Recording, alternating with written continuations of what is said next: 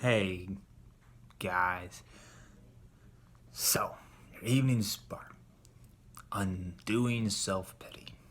This is one that I have often struggled with myself. And I'm sure we all have. We beat ourselves up very, very hard. We're very hard on ourselves. Unjustly so. Often we are our worst critics. That's why I don't usually like to go back and look at my videos necessarily, at least until after I've posted them. Because then you're like, oh my gosh, this is bad. We just tear our own stuff up the worst. And so, in this process, in my coming to understand the whole essence of the self concept and the world concept, and how our self our identity has been often made out of these two parts: the part for which your brother would have you be, and then that for which you would have your brother be. You would have your brother be. And so there's a great sense of expectation and disappointment, it would often seem. And by that disappointment, where expectation doesn't meet reality, where we're not allowing things to be exactly as they are, then you get frustrated and you get upset and you feel justified in your frustration because of the personal investment that we have in our own identity. It may make sense, our own self. But one who has such a personal investment, are they really a valid judge? Because, like, if someone's so invested in something, often we become biased and subjective, not allowing things to be as they are. So, with all of this, often we get bent out of shape because we don't meet the expectation of somebody else. Be it our boss, it's usually somebody who's like higher up than us. Maybe it's a parent or it's a sibling, a wife, husband, boss, what have you. I would say our supervisors definitely do make up a great part of that sense that we beat ourselves up of, because in a lot of ways they are the focal point of that collective thought for which we're about. Like, your boss is like the epitome of what the company or whatever business you may be a part of, the organization, what they would want from you. They are the focal point, because based off of what they say, that will then determine whether or not you're happy or sad, because they say, well, I said X, Y, and Z, and so you feel almost like they're speaking for the company to some extent. Whether or not you've come to that thought process in your mind, the fact that we act in such a way attests to that. So I think it's worth taking some time to unravel how to break out of that and allow that to be undone, because nobody wants to have self-pity. Nobody wants that. And yet, so much of us gets frustrated. We find ourselves in a weird circumstance where, because in the undoing of the world concept, what your brother would have you be, we often find ourselves, what's the word? We're vindictive. We're resentful. We almost seem to retaliate because I'm not going to be that kind of person you wanted me to be anymore. So I'm going to be attackful and rebellious. And, there's certain situations that are acceptable for a lot of things. There's a time for everything. But I think what happens is that we then find ourselves in the very same situation for which we were running away from, to not be as that person would have us. But now we are upset because they are not as we would have them be. See how there's like this vicious circular cycle we find ourselves in? And the key to breaking away from it is, one, recognizing that everything you give to yourself, which is the formula for salvation, the salvation formula, and also understanding that what you seek is what you expect, because that is then what you invite. So it's largely our lives are largely based off of what we're willing to give, than more so than what we're going to get. You're going to get something, whether that's not a question. It's more of a question of what you give. And I have seen this in personal experience, that when you, in the way to really undo all of this is to recognize that you have to allow a setting within your thought that welcomes the Christ. Because the Christ is going to be really the thing that allows healing to take place. And I think we all want that. I think we all want peace, as much as we seem to live lives they don't seem to attest to that. I think we're looking for love in all the wrong places. And what happens is that when we don't allow a circumstance, the sense of awareness, to allow the Christ in, because the Christ is always speaking to us, and even more so, the Holy Spirit is always speaking to us. Thoughts of truth and love and compassion, and none of this gnashing of teeth of the Adam dream that so many of us are experiencing, that dust to dust kind of life.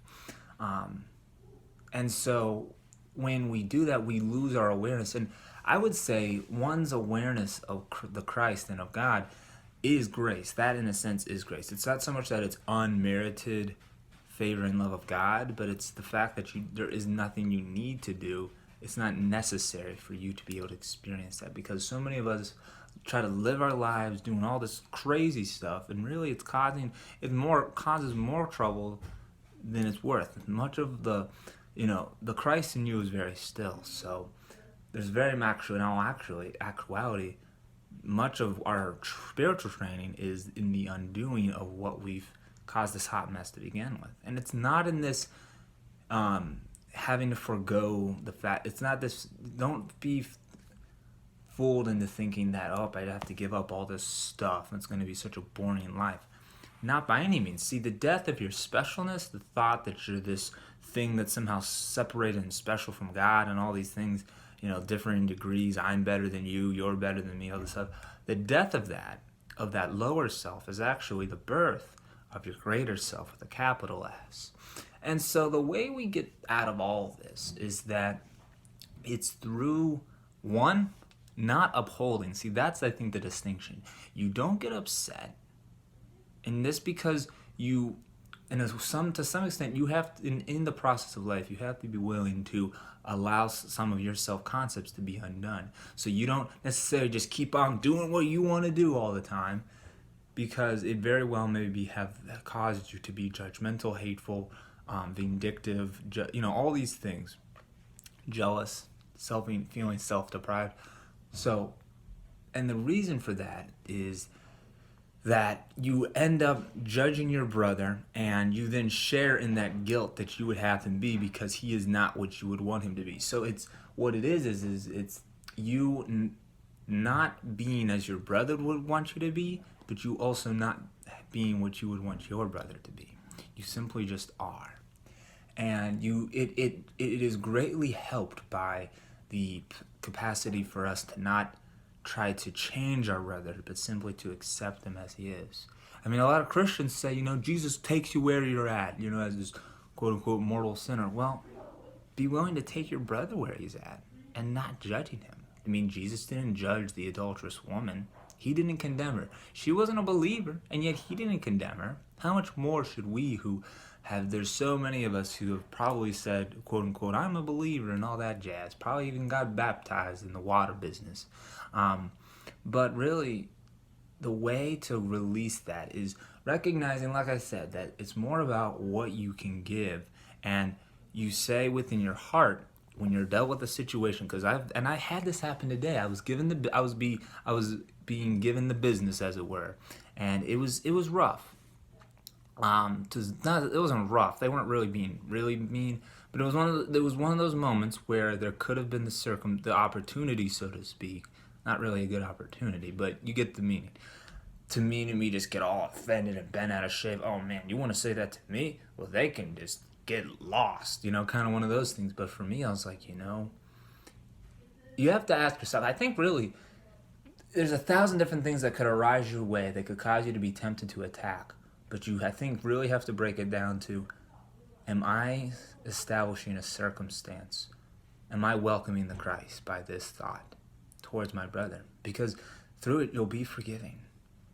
Even though you do not uphold the ways of the world that would say you have to be X, Y, and Z, who cares? They don't know they don't know. Do they react for you? The brother doesn't. The world doesn't.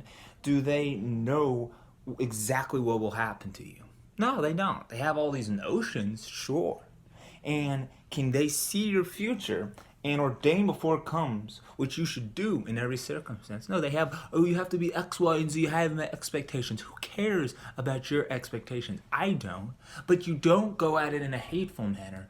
You go at it in a manner that says, if what they're trying to do, because a lot of times it's all fearful. It's all hateful and fearful. We have to do X, Y, and Z, but why? What does it really matter? These things aren't going to come with you when you die, as it were. So what does it really matter now if it's not going to matter later where it really matters? It's kind of irrelevant in that regard. And so because of that, those self-concepts, it's like once you come to the truth of that, it doesn't matter, that it's a lot of it is quite meaningless. To your brother, in a lot of ways, you don't uphold it, but you can respect the fact that they still want to do that, but you have to be willing to want to do it for your sake. Not because they want to, because there's so many people that no matter what you do, it won't matter. And what's more is that even there may be people who do appreciate what you do, but it doesn't last, They're off doing their own thing again. Not that you shouldn't help people, but helping people not because you feel obligated to somebody else, because, oh, I got to satisfy their self-concept. You have to be your own self, but your true identity is of God. It's not in this. A lot of this stuff is irrelevant to the extent that it doesn't matter who you are. You don't have to be this specific type of person, but it's just allowing yourself to be. And then also on the flip side is that by that degree, you then don't judge your brother for how they may be. So because you don't uphold it, you then thus forgive it. And from that forgiveness, it allows you to enter into a cool state of mind where you realize, yeah, things are as they are, but you realize just, this doesn't really matter. I'm not going to get bent out of shape over it. And you thank them, perhaps, as if the situation was like mine, they were critiquing me, but because I didn't uphold that thought that, oh, I have to do this, so now my life is over because of all X, Y, and Z. But then I realized, I'm like, I want to fashion a home that welcomes the Christ. And the Christ is welcomed through thoughts and sights that it is familiar with. And it knows love, it knows forgiveness, it knows peace. So let that be your home. Fill your home with those kind of thoughts and allow the past to be corrected in the proper way from the Holy Spirit. He'll do the heavy work. Just be willing to move as he would have you. And so then you don't judge them, And so by that, that's how you stop the sharing of guilt. Because you don't uphold that aspect of, oh, they have to be as I would have them be. You just let people be as they are. And you have the hope and the faith and the trust that they are going to be saved, as it were, and that we already are. I think there's this notion that, salvation is like a Hunger Games circumstance. Not everyone's saved. Certain aspects, perhaps, those aspects aren't saved. Yeah, the evil self, but that's the false self. Your true self is the self that God has given you, and nothing can interfere with that. That's another thing. You don't have to feel like you have to go outside yourself to seek, And through all this, it really does, I think, you'll find that it'll help break down a lot of that supposed self-pity that we just eat ourselves up with, because there would have had to have been a reference point. So if you break away these reference points of why you're self-pity, if it really doesn't matter why you're beating yourself up over it, then you start to follow things to conclusion. You're like, well, I've been upset because this person wouldn't want me to be like this or that and the other, they're disappointed. Well, who cares? If they're going at it with a state of anger and frustration and fear, which is really what it is, then you can know that self-concept that they're trying to impose on you isn't the real truth of it all. But then in the flip side, you don't judge them. You may not uphold them, but then you don't judge them and you forgive them. And let me tell you, folks, this gives a great sense of strength and resiliency and spiritual radiance that is really cool, but not this holier than thou mentality. It's just this, we all be cool. We be real cool. So we're going to leave it there because I'm running out of time. But comment, share, like, subscribe, all that good jazz. I'm so grateful if you made it this far. Even if you didn't, I guess you wouldn't know if you didn't. But anyways, we're going to take off. Peace and God bless. Be you. Do you. And this is how we do. Peace.